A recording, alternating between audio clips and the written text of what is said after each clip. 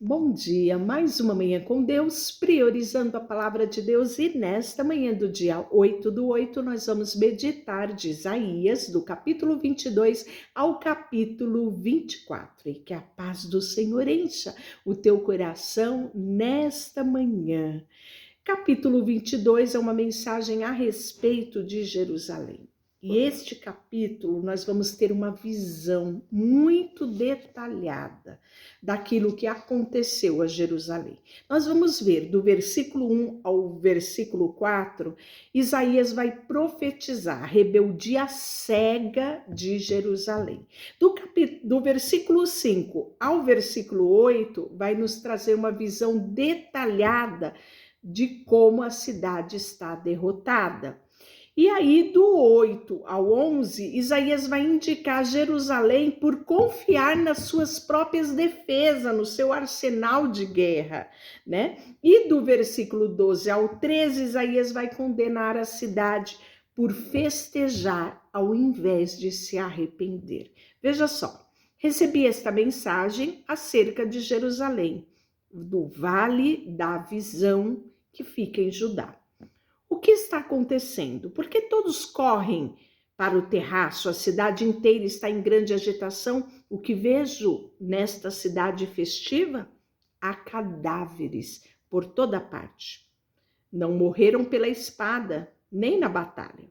Todos os seus líderes fugiram, renderam-se sem resistir. O povo tentou escapar, mas também foi capturado. Por isso eu disse: deixe-me chorar em paz e não tentem me consolar. Deixe-me chorar pelo meu povo, porquanto vejo a sua destruição. Que dia de grande aflição, que dia de confusão e terror enviado pelo soberano Senhor dos Exércitos sobre o Vale da Visão. O muro de Jerusalém foram derrubados. O lamento das pessoas nas encostas e nos montes. Os elamitas são arqueiros. Com seus carros e cavalheiros, homens de Quir levantam os escudos, carros de guerra enchem seus lindos vales. Cavaleiros atacam seus portões. A defesa de Judá foi removida. Vocês correm com arsenal para pegar suas armas, inspecionarem as brechas dos muros de Jerusalém, guardam água no tanque inferior, examinam as casas e derrubam algumas. Usam pedras para reforçar o muro. Entre os muros da cidade constrói reservatório para guardar a água do tanque velho. Em nenhum momento pedem ajuda àquele que tudo fez. Aquele que fez tudo isso, vocês se esquecem dele.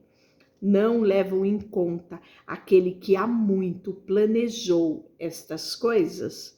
Naquele dia, o soberano, o Senhor dos Exércitos, os chamou para que chorassem e lamentassem. Disse-lhes que raspassem a cabeça e vestissem pano de saco. Em vez disso, vocês dançaram, brincaram, abatem gado e matam ovelhas, comem carne e bebem vinho. Dizem: comamos e bebamos, porque amanhã morreremos. O Senhor dos Exércitos me revelou o seguinte: até o dia em que vocês morrerem, esse terrível pecado não será perdoado. Eu, o soberano Senhor dos Exércitos, assim falei. E aí, a segunda parte é uma mensagem para Sebna. O soberano Senhor dos Exércitos me disse, conforme Sebna, administrador do palácio, e transmita-lhe esta mensagem. Quem você pensa que é? O que está fazendo aqui? Construindo uma bela sepultura para si, um monumento no alto da rocha, pois o Senhor está prestes a te lançá-lo para longe. Ó homem poderoso. Ele o pegará com firmeza e embrulhará como uma bola e atirará para uma terra distante. Você morrerá naquele lugar e os seus gloriosos carros de guerra ali ficarão. Você é uma vergonha para o seu Senhor. Sim, eu os expulsarei do seu cargo, diz o Senhor. Eu o removerei da sua posição, então chamarei meu servo Eliaquim, filho de Uquias, para ocupar o teu lugar. Vestirei Eliaquim com as roupas oficiais que você usava e lhe darei seu título e autoridade, e ele será como pai para o povo de Jerusalém e de Judá. Darei a ele a chave da casa de Davi, o cargo mais elevado da corte. Quando ele abrir as portas, ninguém poderá fechá-la, e quando fechar as portas, ninguém poderá abri-las. Trará honra ao nome dos seus familiares, pois o colocarei firmemente no lugar como um prego na parede. A família toda dependerá dele e ele honrará até o membro mais humilde da sua casa. Contudo, o Senhor dos Exércitos também disse: chegará o dia em que arrancarei o prego que parecia tão firme, ele será derrubado e cairá no chão. Tudo que nele se apoia cairá com ele, diz o Senhor. Assim o falei. E o capítulo 23 é uma mensagem a respeito de Tiro, né? E Tiro era uma cidade portuária, uma cidade comercial, né? Do mundo antigo, muito famosa, né? E nós vamos ver que Ezequiel, ele também vai falar da queda de Tiro, do capítulo 26 ao capítulo 28, Ezequiel vai profetizar também sobre essa cidade. Lamentem, navios de Tarsis, pois o porto e as casas de Tiro foram destruídas. Os boatos que vocês ouviram de Chipre são verdadeiros. Chorem em silêncio, moradores do litoral e comerciantes de Sidom. Seus negociantes atravessam o mar e navegam em águas profundas. Traziam-lhe cereais do Egito e colheitas do Nilo. Você era o mercado das nações. Agora, porém, será envergonhado, cidade de Sidom. Pois Tiro, a fortaleza do mar, diz: nunca tive dores de parto, nem dei à luz. Não tenho filhos nem filhas. Quanto ao Egito, receber a notícia sobre Tito, navegará e haverá grande tristeza. A visitar-se, lamentem, moradores do litoral. Essas ruínas são tudo o que resta da sua cidade, antes tão alegre. Como foi longa a sua história? Quantos colonizadores enviaram para lugares distantes? Quem trouxe a calamidade sobre Tiro? A grande fundadora de reinos?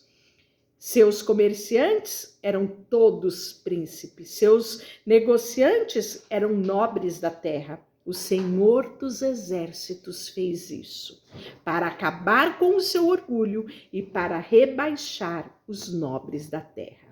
Venham, habitantes de Tarsis, percorram a terra como faz o Nilo, pois Tiro está em defesa. O Senhor estendeu a mão sobre o mar e sacudiu os reinos da terra.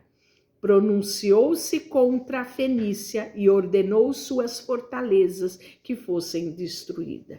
Disse: você nunca mais se alegrará, ó filha de Sidom, pois foi esmagada, mesmo que fuja para Chipre, não encontrará descanso. Olhem para a terra da Babilônia, seu povo não existe mais. Os assírios entregaram a Babilônia aos animais selvagens do deserto. Construíram rampas de ataque junto aos seus muros, demoliram seus palácios e transformaram a cidade num monte de ruína.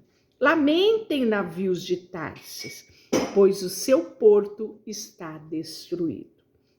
Durante 70 anos, tempo de vida de um rei, Tiro ficará esquecida. Depois disso, porém, a cidade voltará à vida como a canção sobre uma prostituta. Depois de 70 anos, o Senhor fará Tiro renascer. Contudo, não será diferente do que era antes. Voltará a ser prostituta de todos os reinos do mundo. No final, porém, seu lucro será entregue ao Senhor. Suas riquezas não será acumulada. Mas proverá comida farta e roupas finas para o Senhor, os servos do Senhor. E o 24, né, que é o nosso último capítulo de hoje, fala também da destruição da terra. Veja, o Senhor está prestes a destruir a terra, transformá-la num enorme deserto. Ele devasta sua superfície e desperta seus habitantes, sacerdote e povo, servos e senhores, servas e senhoras, os que compram e vendem, os que emprestam e os que tomam emprestado, credores e devedores, ninguém será poupado. A terra será completamente esvaziada e saqueada. O Senhor falou. A terra lamenta e seca. Sim, o mundo definha e murcha. Até mesmo os mais nobres da terra definham.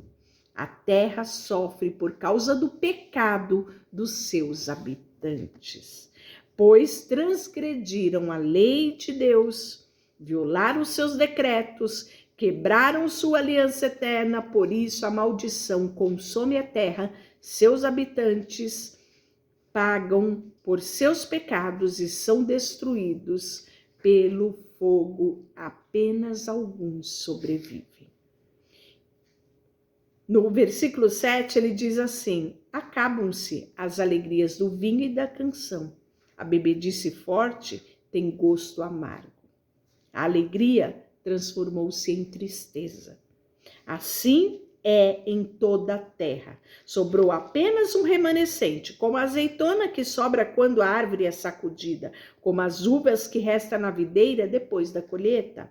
Mas todos os que restaram gritam e cantam de alegria, e os que moram no oeste louvam a majestade do Senhor. Na terra de leste deem glória ao Senhor, na terra além do mar louve o nome do Senhor, Deus de Israel. Ouvimos cânticos de louvor desde os confins da terra, cânticos que glorificam o justo. Meu coração, porém, está pesado de angústia. Chorem por mim, pois desfaleço. O engano ainda prevalece. Há traição por toda parte. Amargura, armadilhas, laços esperam por todos vocês. Os que escaparem das armadilhas serão pegos por o laço. Destruição cai do céu como chuva e os alicerces da terra estremecem. A terra se despedaçou, está totalmente destruída e é sacudida com violência. A terra cambaleia como um bêbado que estremece como uma tenda na tempestade. Cai e não voltará a se levantar, pois a culpa de sua rebeldia é pesada demais. Naquele dia, o Senhor castigará os poderes celestiais dos céus e os governantes das nações das terras serão destruídos e presos, trancados na prisão e por fim castigados. Isto, então, o resplendor e a lua minguará. O brilho do sol se apagará, pois o Senhor dos exércitos reinará no Monte Sião. Reinará com grande glória em Jerusalém, diante da autoridade do povo. Deixa eu orar por você, Senhor, nesta manhã. Queremos colocar o nosso coração diante de Ti. A profecia de Isaías é tão real nos dias de hoje. Nós vemos a terra perecendo por causa do pecado do homem, por causa do pecado da humanidade, que continua a festejar ao invés de lamentar e se arrepender. Senhor, encontre em nós um coração todos os dias compungido ao Senhor, um coração contrito e quebrantado, onde, Senhor, queremos clamar pela Tua misericórdia. Nos colocamos diante de Ti, nos rendemos a Ti, tudo que temos e tudo que somos, em nome de Jesus. Amém. Deus te abençoe.